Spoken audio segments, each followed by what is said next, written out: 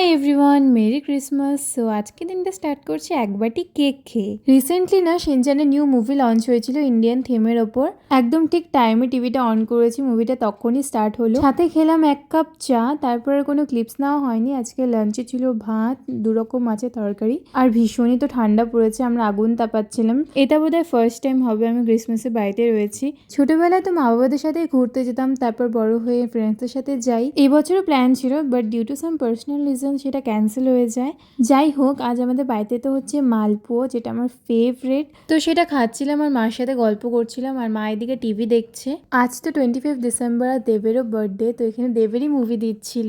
দেন মা আবার বললো কয়েকটা পিঠে ভাজতে, আর আমার পিঠেটা না সব থেকে ছোট হয়েছে। এরপর একটু রাস্তায় বেরিয়েছিলাম, আর দেখো কি সুন্দর লাগছে না আমাদের গলিটা।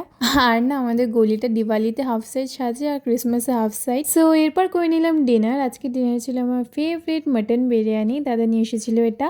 আর তোমরা কারা কারা আমার মতো বাড়িতে বসে ক্রিসমাস কাটালে কমেন্টসে অবশ্যই জানিও। চলো বাই।